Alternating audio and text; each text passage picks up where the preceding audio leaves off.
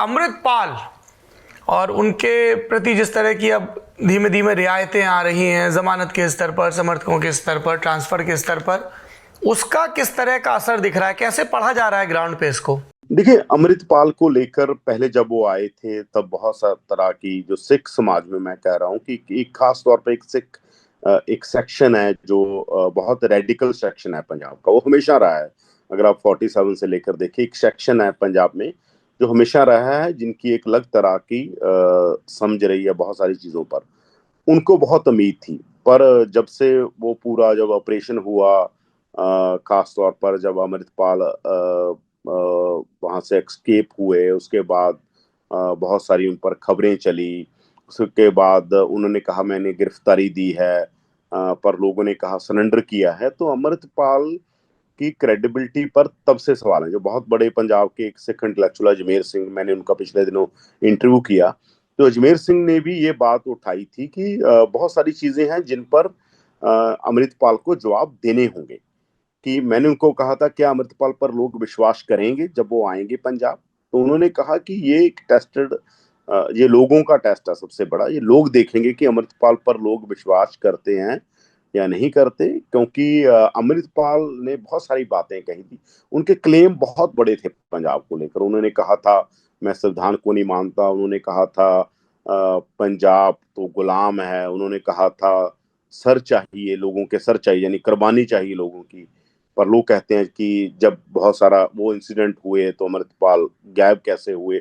बहुत सारे इश्यूज हैं अमृतपाल को लेकर, पर अमृतपाल के बारे में यही है कि जब क्योंकि वो अभी जेल में आएंगे, उन पर पर्चा होगा, उसके बाद कोर्ट ने डिसाइड करना है उनको जमानत देनी है या नहीं देनी है। एनएसए उन पर खत्म हो जाएगा जल्दी, क्योंकि उनके साथियों पर खत्म हो गया जल्दी, एक दो महीने में उनको उन पर भी एनएसए खत्म हो जाएगा।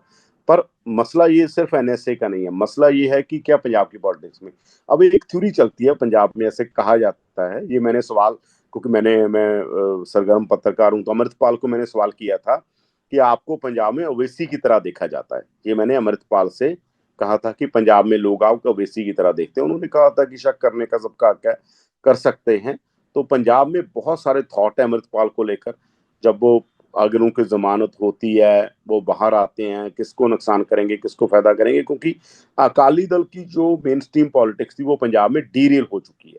अगर आप देखेंगे वो बुरी तरह से डीरेल हो चुकी है। उनकी जो लीडरशिप पंजाब में, सिख पॉलिटिक्स में लीडरशिप का बहुत बड़ा क्राइसिस है। मैं कहता हूं कि पंजाब की एक तरह सिख पॉलिटिक्स इस टाइम आवारा है, उसका कोई लीडर नहीं है, उसको लीडर चाहिए। तो ये एक्सपेरिमेंट पर बीजेपी पर भी बहुत सारे इल्जाम लगते हैं कि शायद बीजेपी मतलब एक तरह से इनडायरेक्टली, क्योंकि उनको फेवर करेगा अमृतपाल, जैसे ओवैसी के बारे में कहा जाता है कि सारी कांग्रेस कहती है, बहुत सारे दल कहते हैं कि ओवैसी बीजेपी को फेवर करते हैं, ऐसे पंजाब में कहा जा रहा है कि अमृतपाल इनडायरेक्टली बीजेपी को फेवर कर देंगे, जबकि अमृतपाल कहते हैं कि ऐसा कुछ नहीं है, हम अपने इश्यूज की बात कर रहे हैं। पर वो तब की बात है जब मैंने उनका इंटरव्यू किया था, जब वो बाहर थे।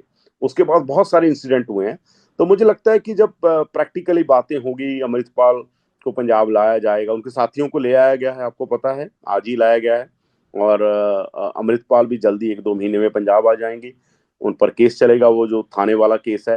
तो उसके बाद वहां की, क्योंकि ये एक थॉट है पंजाब में, अगर मतलब हम मैं अगर ऑफ दी रिकॉर्ड जो पंजाब के सर्कलों में बात हुई होती है कि अमृतपाल जो एसजीपीसी के चुनाव आ रहे हैं, एसजीपीसी के चुनाव हुए को काफी टाइम हो गया। पंजाब में जो सिख पॉलिटिक्स है वो एसजीपीसी के आसपास घूमती है, श्रोमणी गुरुद्वारा प्रबंधक कमेटी, जो 1925 के आसपास बनी थी और जो गृह मंत्रालय के एक्ट के अंडर है।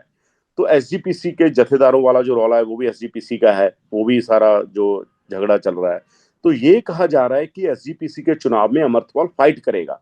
और ये कहा जा रहा है कि अमृत जो एसजीपीसी का चुनाव है वो सेंटर के अंडर होता है, जो होम मिनिस्ट्री के अंडर है। होम मिनिस्ट्री ने वो चुनाव कराना है, इतने टाइम से रोका हुआ है। तो इस तरह के थॉट चल रहे हैं, ये एक प्रिवेलिंग थॉट है। इस पर कोई क्या सच है क्या झूठ है, ये अलग तरह का मामला है। पर ये कहा जा रहा है कि बीजेपी अमृतपाल को, ऐसे एलिगेशन लगते हैं शुरू से, अमृतपाल पंजाब उन पर एलिगेशन लगते हैं कि वो एजेंसियों के बंदे हैं। ऐसा अमृतपाल से मैंने सवाल पूछे हैं सामने बैठ के। तो ये अब बाहर आएंगे तो क्या कंडीशन बनेगी वो अलग मसला है। पर ये सच है कि अगर अमृतपाल पंजाब की पॉलिटिक्स में होगा, ये मैं मानता हूं, वो प्रभावित करेगा पंजाब की पॉलिटिक्स को। कैसे करेगा, किसको नुकसान करेगा, किसको फायदा करेगा, जहां उसकी अपनी पार्टी भी डेमोक्रेसी है। क्योंकि पहले ये कहा जाता था, अमृतपाल के समर्थक ये कहते हैं कि जब वो पहले बोलते थे, आप कहते हैं वो डेमोक्रेटिक नहीं है, वो इलेक्शन नहीं लड़ रहा, अब वो डेमोक्रेसी में आ रहा है, अब वो चुनाव लड़ रहा है, तो चुनाव पर आप सवाल क्यों खड़े कर रहे हो?